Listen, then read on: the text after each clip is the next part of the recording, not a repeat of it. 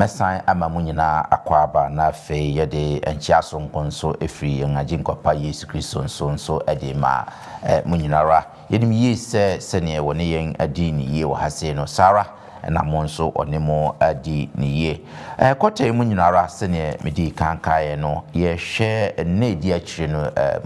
Hebrew for kransam no ye adusua ne bebre ene na otwi mu no ye pese yedi yeti edo ne efe ye hwe adusua etoso enkono enimu no osi Yesu aforbode a odimo no yentimi ye sa adusua yi abra ye nkai wona woson yasene ma de biara da ye de sa adusua yi ade ebremo ye 3ABN Ghana we ye TV adwumakuo ankrankra adwumakuo omafa onyankopon asem ede ato omo so se de biara omebo mmode ase ombebo onyankopon asem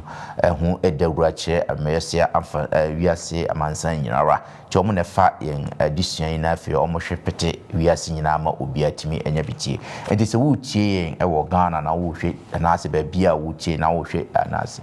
wo hwe 3ABN na wo mo bia obetimi ede aboa 3ABN na ye de number bi ebegu ase obetimi afresa number no na emwa biara a obetimi de aboa mo no omani beso yanso yebebo empire esronko ede ma mo entino yenkutie enkrato kakra emfiri wo monchan na afi yeba yede yadisua no ebeto amso yada ya boafo yase afi die mo ma men fasa kwanya yi na afi no mabeda mabegwafo yi adi acham na ansa na no yenhwe yandisua na afi yebekwa kutie enwom afri Golden Gate for na afi yeba yede yadisua no pense mu no adi abremo adusua yi nyina akota mu nyinara yedi kan ne wo aye adusua ne bebre yedi kan hwe Hebrew for nkransam no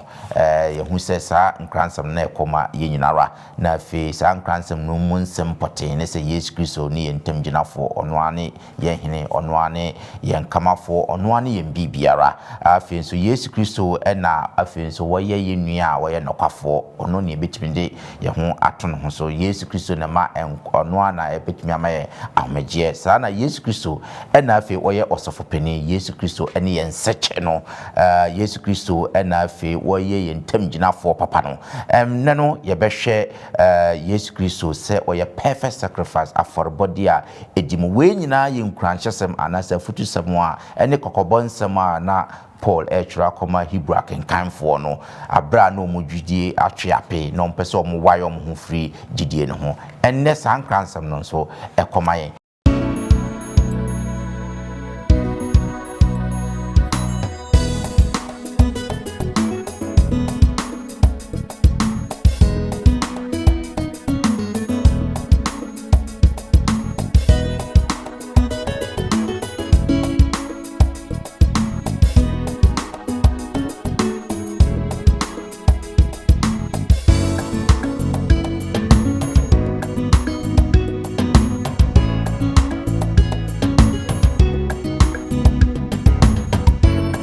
obema Yesu aba na so be initiate sacrifices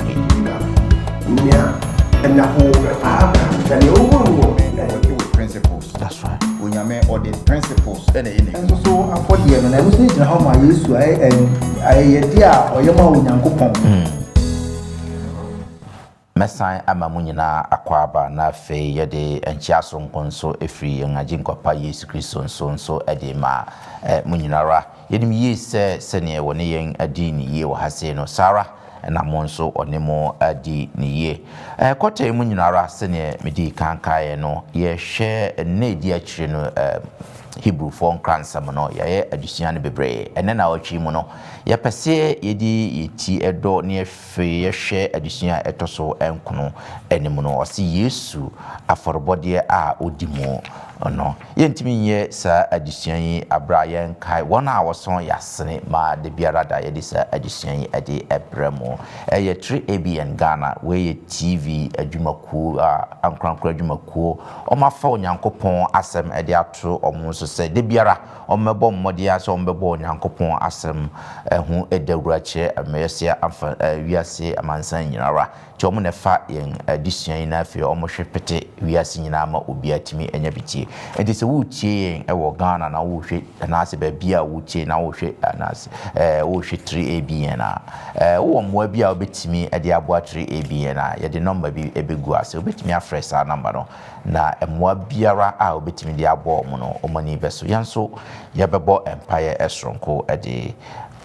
ma mo entino yenkutie enkrato kakra emfiri wo mo nkyɛn na afi ye ba ye de adisua no ebeto am so.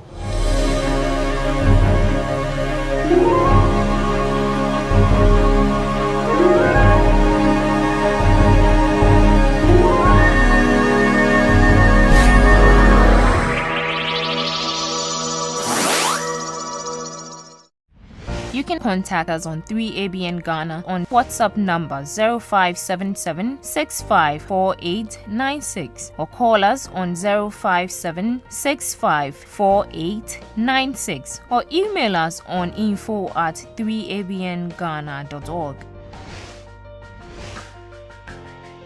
3ABN Ghana is a non-profit making channel. We appreciate your support to keep us functional. Please, you can send your support through a mobile money number 0577 654896 or EcoBank account 3 Angels Broadcasting Network Ghana 016008453096101 University of Ghana Main Branch. Visit our website at www.3abnghana.org. 3ABN Ghana. Experience the excitement. Ma memfasa kwenye ye na fe aboafo no mo fidue mu ha mo beboa ma edi adusian ye edi abramu no madam modi edi akyeremo me de mo somfo Bismarck mensa ene yeho adom se mehwe ekire eno hwan a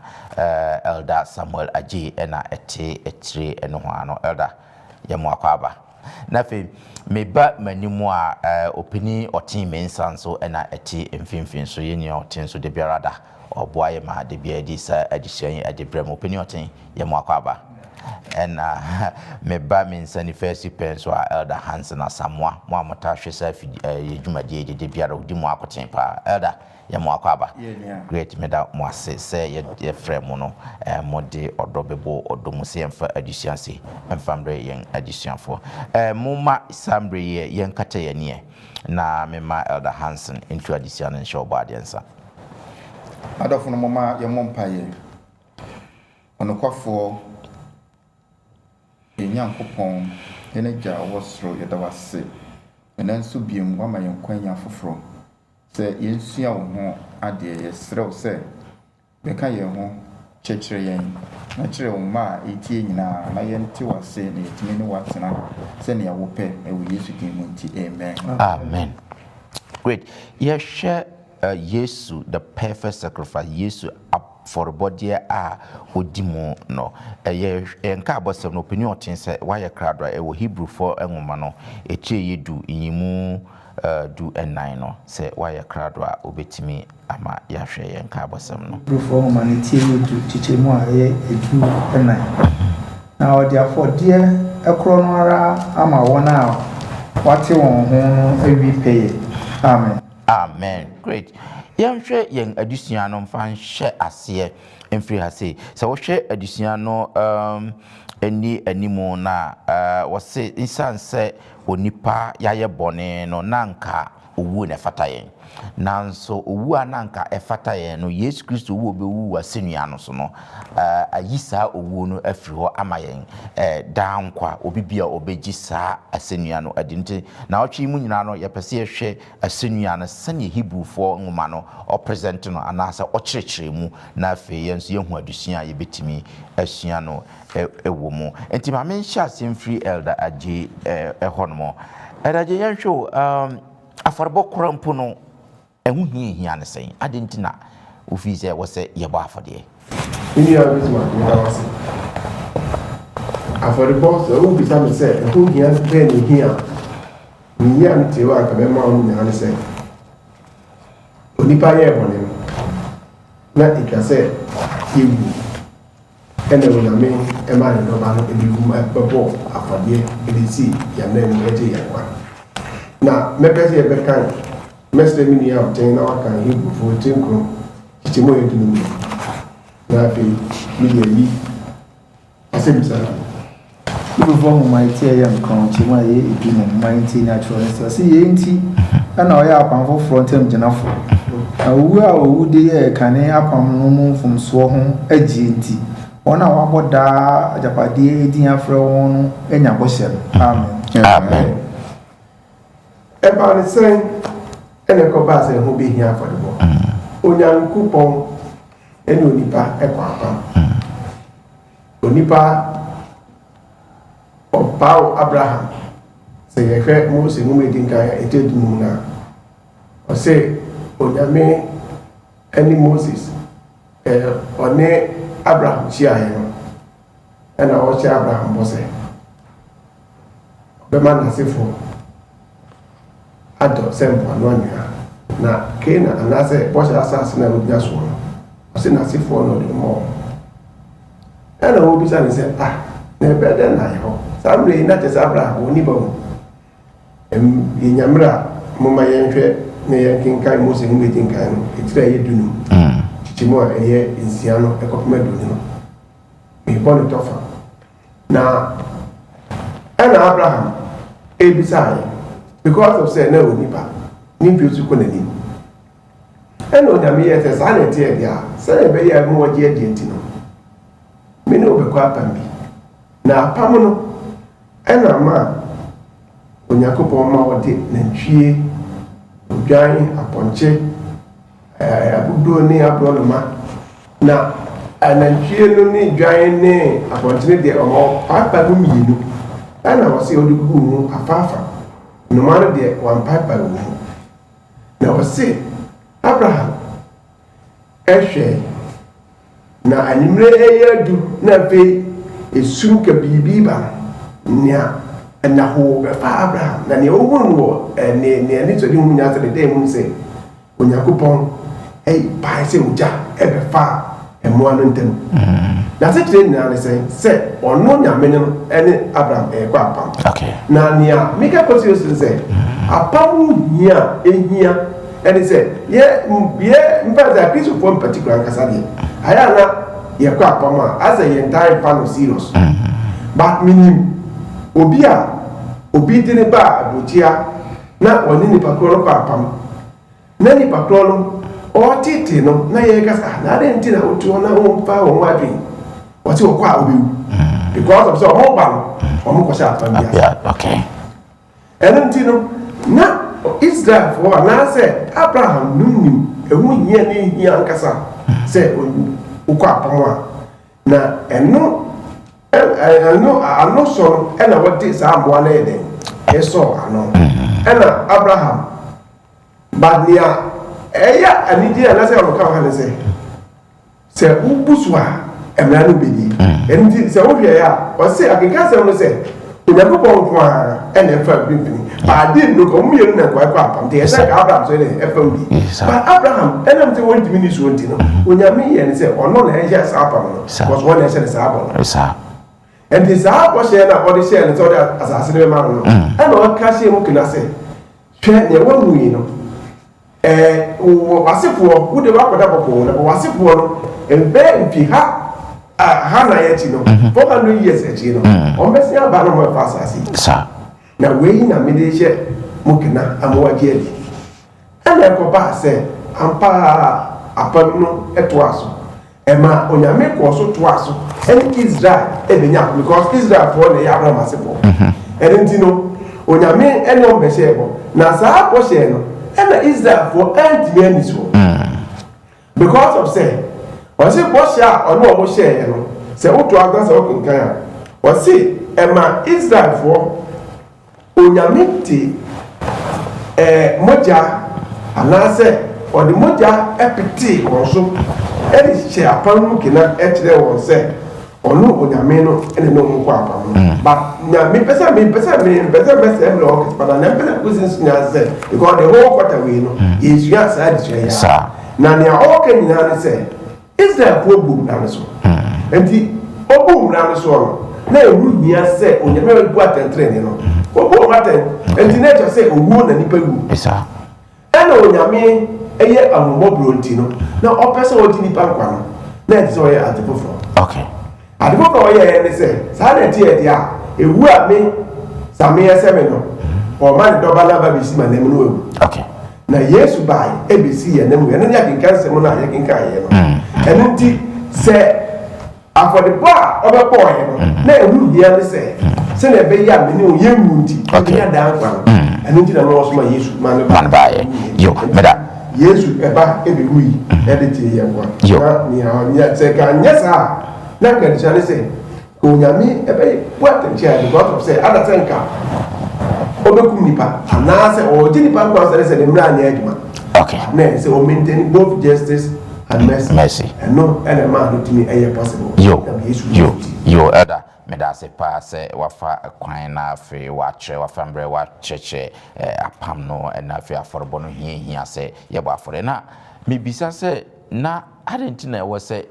in Yamisa could beat me at transfer. Nanka for Ribubia, the baby, and quiet was Ronanka, wapaden ye. Why say Obama Yesu, Abba, and as obey initiatives are sacrifices. Me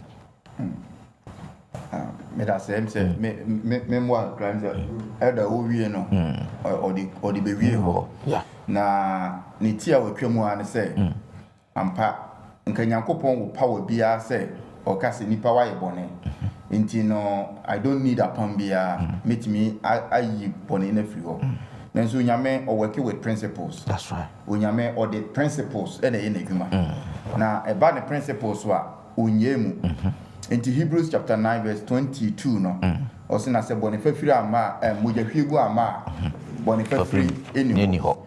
there was no way na Nyankopon obepasse sa principle no eye mojahwiegu no Adam ye bone no ohwie mojagui na ode egina ho ema ne na ebeba no nti egina ho ema no ma mienu Onyankopon na humobro ene ne peripero ye into his justice and his grace. This are no man, you know, Unyami in boom. Justice and say, as I said, Bonnie, Mujahwiegu oba. The grace, and say, as I said, be a sewer name, dear friend, substitution. It is our substitution, you know, and no, and a air boa, a many pan and guess woo no, and the chrono a free floor. Till the kind of the one in our substitution, but the pepper mono or the use of the year. She's all your pepper justice, you know, who wouldn't free hope, but used to begin. Okay. But I don't know who will not my so. Okay. If it's all the substitution, you know, I'll be yes. And Utina, when you may, or yes, and he goes by principle. Wait me, I am my own yet, or the principle, and you made that mwase, at for you gusara, yes, share yang additional, the crudentia, yes, Christo, a sacrifice, a demono, a de mayin. Great, yan twasona, yan two, opinion or team, I remember also, so she additional say Israel for no more war, sir, for the body, I would do no. Na ete saying na ninchichi mu ete saying. That's me opinion. I'm saying na waka no customer I say e chinye bie no. Afọrọbọ ahodo no ne o share afọde. Okay. Ne o aduane afọde. Ne o bone ni ahudura afọde. Ne o asudie ni akatua afọde. Na afi yesan wo asundwe ni ayonkofo afọde. Oh, okay. Na edi ntina saa ne ma we nyina na hu. So o share for the no na ejina homa Kristo a o de ne nkwa ebeto o ji ada samanya na se de nya pan agiti ka kasaye na asompan so de to aso se bonifafiri mojahwiegu a ma bonifafiri ni ho na etwa pa se emoja enka enifo en ye behwiegu di memenu mi but Kristo ebe wudi ji mi no mienu ani adasanyina anko na na sisi ye mo sa o hia afọ de na mo anu ndom gina ho no ndom afọrọ bu chia so na so mo hia o mo foton se wo hia bi foton no asere se Yesu ne nkwa no nkwa na o mu make sure se nkwa ni abo no kura bi o ndom chi na foton de o no se o mo da sacrifice yes. Yesu oni abetra ye ni suban ya ye de kire yan kasa bebebre nyina no de kuwie ya se ti sa fi o sa de ne nkwan de to ma mi ntine yesu ya de kase pa ne hunya pa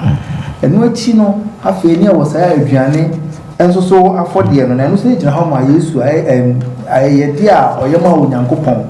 so hono a odi a odi beje ne nkofo nti tu ba no ye sa afahye no ehia di nwane ahodo ere enso so ekoya afode na asundue ni ayonkofa yes asundue se de be ya oman no ebedidie na de nkambo mu ebeba ama namfo ne abusua so ma ere o ma tena yie kase o pa asundue a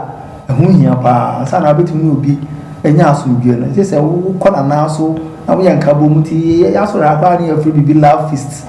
edu abo se bi a classes na say the whole church no se bi a wo betimi di se bi a benku aba wo de dokono wo de pa no wa ni na ya hia ni edidi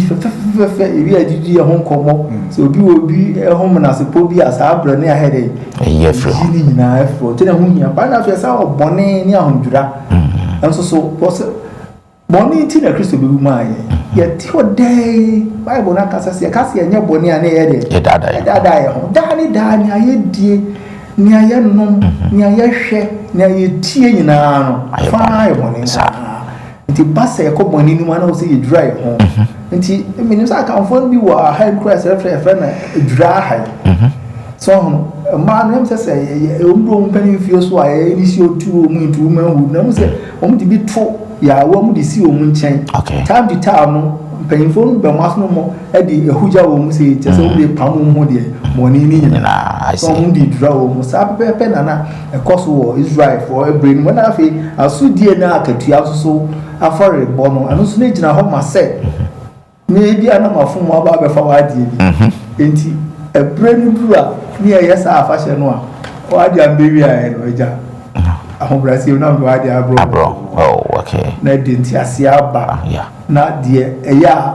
be abefa ye na adim na se popa ya na ade abufuru ba e be shi omu no afi ya hwe na afi aken ho abo ti na sa anya ma nyina ho hia ane ni nyina so e fare ba no kokosi Kristo so san say ono na no ye bon frefre no eti na ja no ma na enya da sa betran no da na di kire enti aforobo ahodo no na se chere no yo me da se pass odi akosa school no wa ma ye hu aforobo ahodo num ana Israelfo no ji ni nyina no ekowie wo Yesu Kristo so afi yanto aso na afi yanhwe asenua no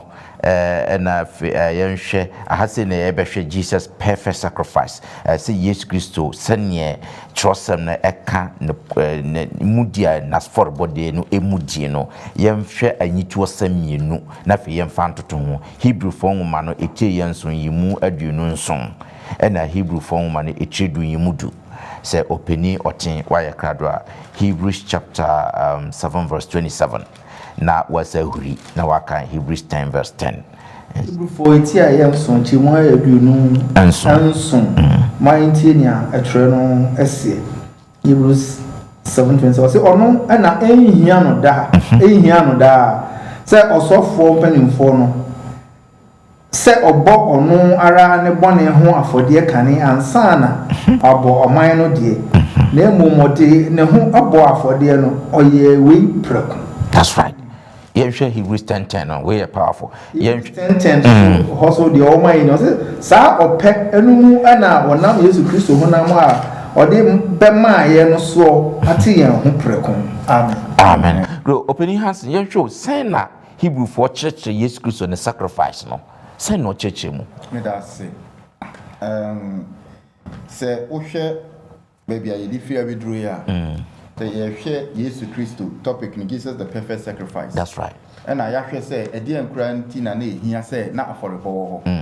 Until Yame the afford any si home I am quagier. It's say not own to me sign home a man quagier. Now no ma open your thing HH no na a home a yame. Now so I was them say a movie anywhere. Na itimi wie mudie e ma ye nkwagie esipi. That's right. Enti e nyina wo wi wasem no say enti e hwe nse ni nyina ba bi si Yesu Kristo so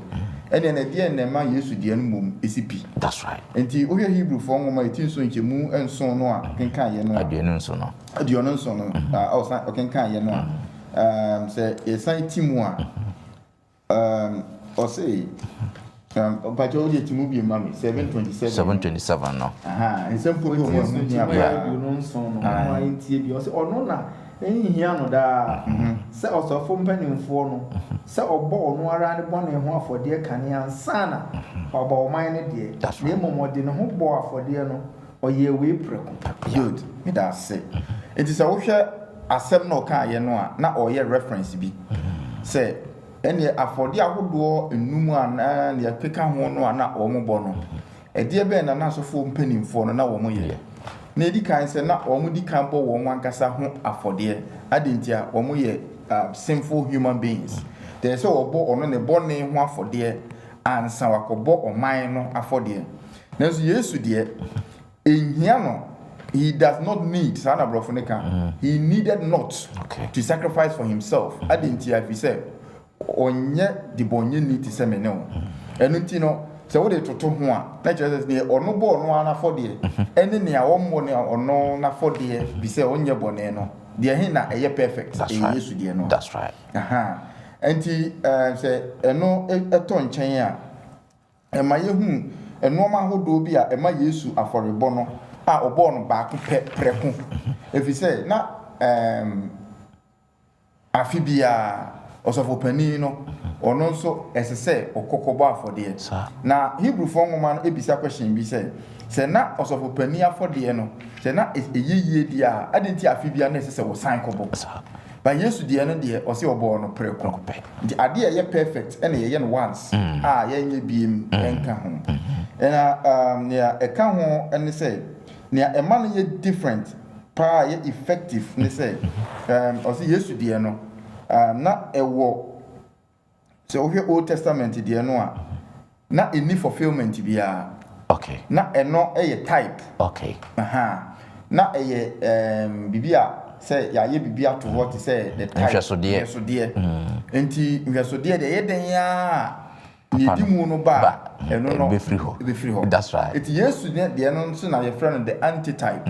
ɛno na ɛyɛ nhwɛsodeɛ no nhwɛsoɔ. That's right. Enti Yesu baeɛ no abɛyɛ pɛpɛɛpɛ ama saa ɛkyɛn nea na ɛdi kan no na ne twa toɔ koraa ɛwɔ ho no sɛ na ɔsɛ Jesus' sacrifice provides nourishment.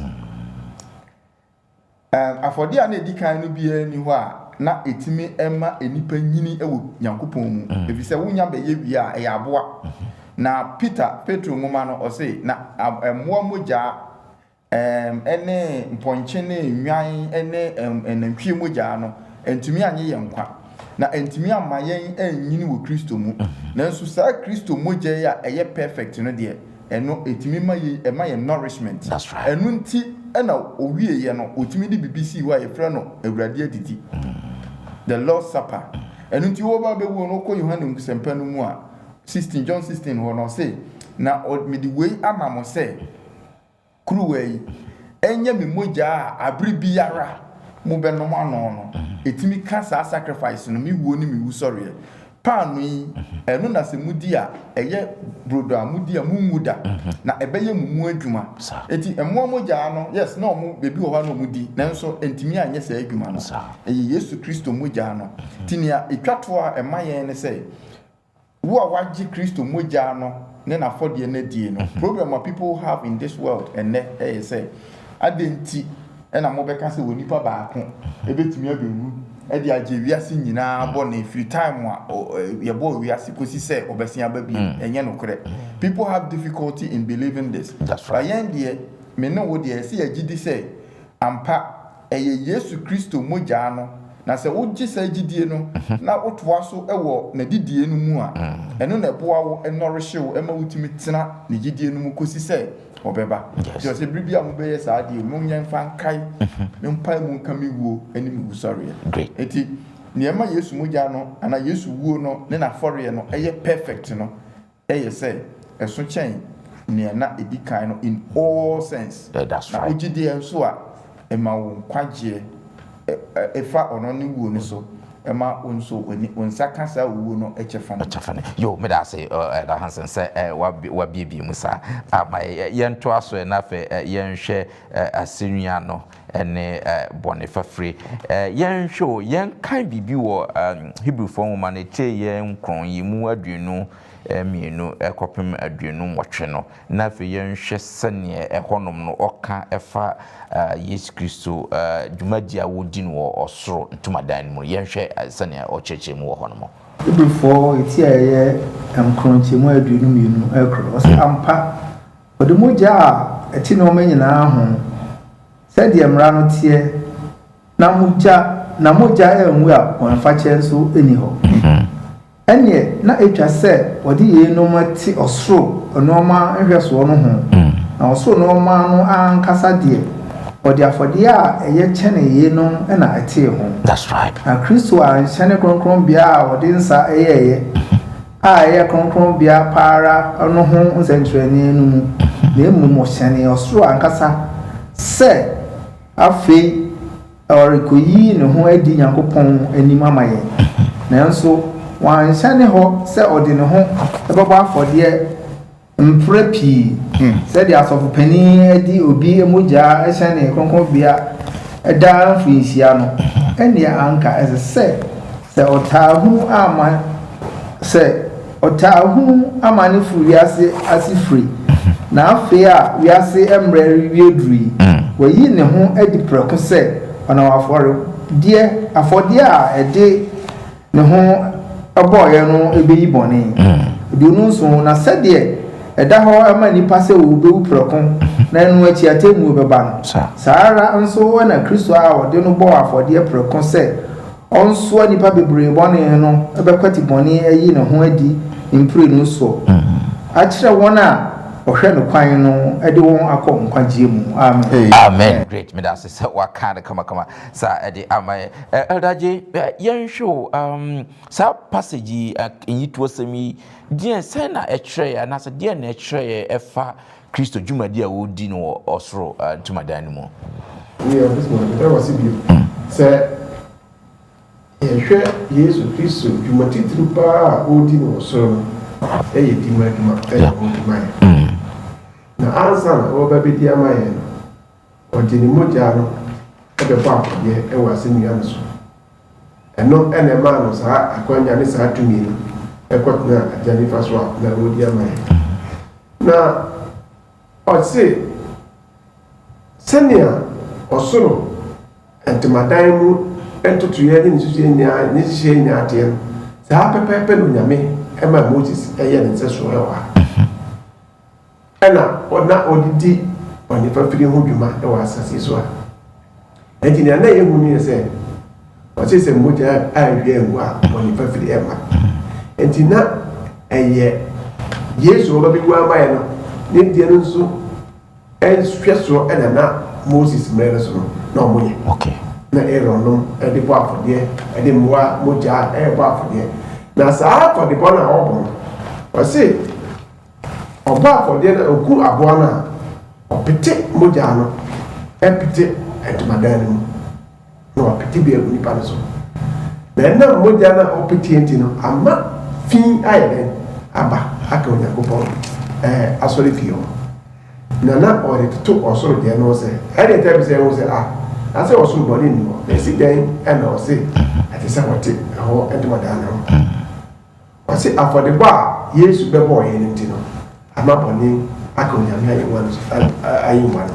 because of say oka entumadan ana say sanctuary ejina ho mo Onyankopɔn kasa na yini ya na mamu a obu okay na nia ho kan say aha atase so ade ni ehu say afi bia no ene say omunyina ko hia na omoka omponi na omoka omponi na osofo no ayeden afa aponche mienu ogozu ntonto ba akora ntobon no obeka o mani nyina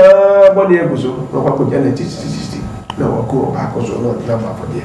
na mi ana wo kan ha me se eye da afibia wodi se adima no and this adima na wo ye no na odeti oman no afi boni mu okay na this time no sa for bo we eni go bi da ka se me se then they get that's what they say bia they say yesu o start to but o sin ka boss me say what the yesu Kristo e di mo jan about for there once okay this time no boni nya every home na send na entomadan mu de ne tie was asase so one say the day of atonement na you can say twi no patada no edura wa nya kwa nya nka oboni no aka until the following year bi okay na me wala atiasia na this time no was say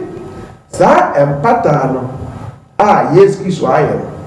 se no we na sa so a ebinum enya omu fa mu die everybody mu no ana ne yes Kristo aye so se yes yisiti ma yes Kristo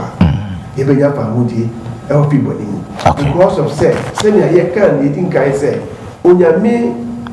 obi a obu atenten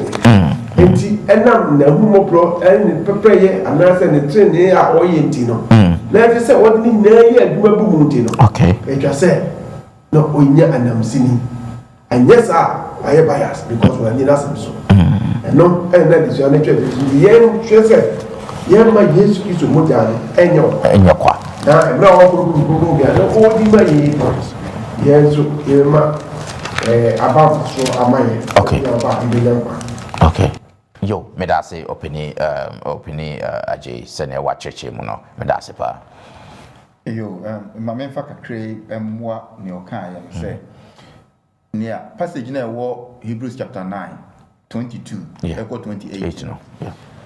passage ana okrefo no Paul e de kire amaya ti ase say be bia the idea of sacrifice wo no na atemu the anytime the idea of the sacrifice no nti na atonement no na so opani ni wo no e atemu ntia etie ntimi enkwati atemu se ye gitum se atemu e wo ho na Roman form ma etimienu ejijemu edu miensa no Romans yam fa free 12 no oka asem bi fa wo mo ankasa sukura eni sa nyankopon mra no so no okay o say na dodo a wonni mra na woye bone no obekwati mra nso ayera na dodo a woye bone mra mu no wonam mra no so bebu wona 13 no na enye mra tiefo ne atrenefo na wo nyankopon anim enye mra tiefo ene atrenefo e wo nyankopon anim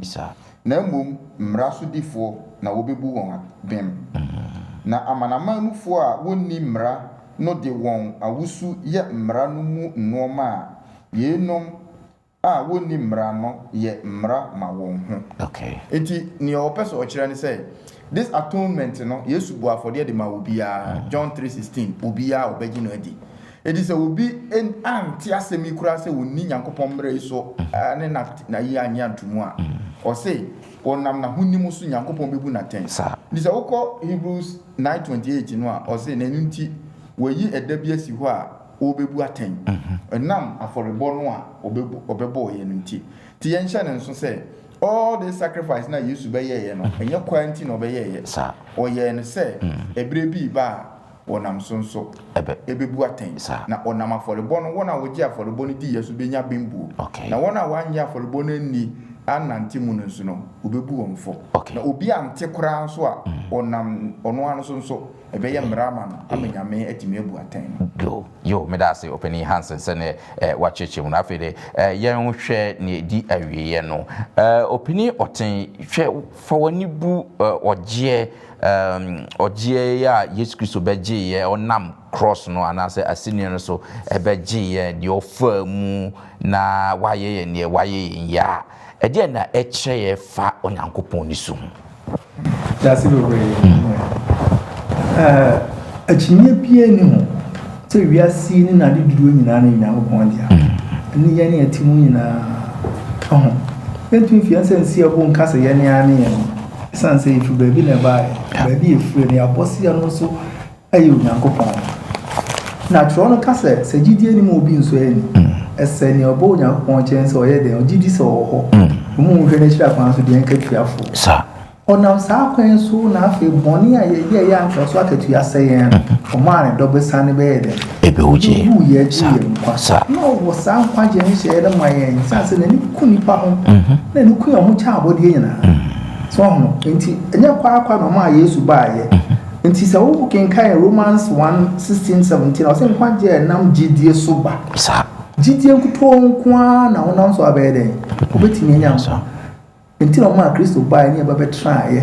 se nipa oba ma wo no ni eba betra se nipa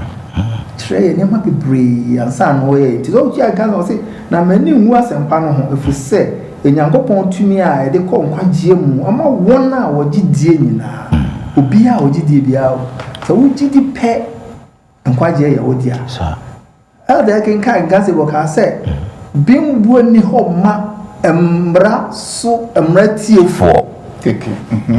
utia no nche se wo de ye adwumu David wase emra so difo ela bimbu no ho ma ye ma won sa die no so tie bra be je de se Kristo ni nyame ba na wo unti eno sane eja ne dibia to ho to no mpa be wu ye na saa kwai no so ena onamba ye de ebema bimbu ama wo enti nye kwa enti ese obia o hwe nkwaje bia se obaji se Kristo ebero asase so adie na ya bimbu so ama yo me da mo asem se ye de edition na ebetwa bat me mamu nyina sima baako edien pa na mo de be ma tiefo fa afutuo famu efa edition we yesuan edition sima baako ma me mfa ncha se emfri elder J ho Mini abisma media party se wo bisamia dia masua anase ma fa fa de mu se Yesu Kristo anipa for there edi moja anipa for there je sa nanka wu ena ke pataya kayini anu ye biara ye be bisa because of the year na agreement no se Yesu abiwu aji media no abiwu aji wo so dia ya me strength say ya me my initiative say maybe about what yo medase pa medase ma membra opinion so ni am so de be so be ka sha amansan ne se titimre se de adisuan na de amayen na nka ye de muwa ne patayen bonne na afi ye nya bone fefre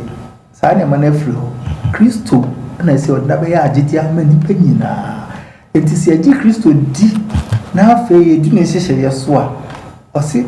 obu ya bem prekope faje no so ye dia ma de sre ne se ye nyi sa asemini ayamfi ya nsi Kristo so oni kuto ne be ma ya da anko yo medase opening Hansen yo medase say penifo kan bebre na ba point se ye hye ne nso ne se ewo mu se onyame ye odo o wa mobro o ya yemye de na nso ne nkwaje no enye cheap se ne ya yehu no cheap grace no enu nti ne justice anase ne peri yo no o de afra ne mobro no nti se nka bone ba ya nko be ka se o ma ye bone me de che enye hwe no yankopon anka se enye hwe o panishe bone na nso se odo ye nti no wa panishe ye directly o ma ne doba no e be fa sa bone no na onam ono no so onam Kristo so e ne Kristo ka bo mu e be gi sa nkwaje no e reconcile ana twenye ba ne nchen enu nti na nka ye ntimi nyina obonsam ye ne obonsam nyina ntwetwe enso Yesu a we advocate no be gina animu e kan say awum se me be ye de bonye ni de enso me de matade tenene no ahye no nti ye nyina no sabre ye mfa nam ye enko adoma himwa nanim na enumu na ye benya ye nkwaje nti ma obi na ada se gi se wo bo no ne ho ana se ohunahuna da bi konyankopon anim Yesu se onam so agye yen se ye tam so saade a ye de anigye e ya hene asofukuo e wo nanim a itimi de som no kremu yo medam nyina ase agidifo monso medam ase se ne adisua no ekoye no miesi nyina ya fa emu aba face ye bp na fe de akobọ bra adisua etoso enkron na ye de abro no o se Yesu aforbode a odimu no miese wa famu aba menso mafamu aba da sende ye de etoso edu no so e de bebra mo katamonye na mema elder aje enhira so kra emaye Obese wa tete mo montagne na me kokoro mo do for my dawase once ma ba ye chen yesro why na yɛtumi nya ahoɔden ntumi ni nsɛm so ɛsɛ sɛ nsɛm nyɛ na nka yɛ sɛ nka yɛka yɛntumi anka mfatom yɛka so a ɛmmoa na wɔyɛ afi mu nkronkron mu ayɛ na yɛnyɛ asɛm no yɛfoɔ yɛnyɛ tie kronkron anaaba yɛ ho yɛ mmɔbɔ na hyehyɛ yɛ nyinaa wɔ Yesu din mu nti amen.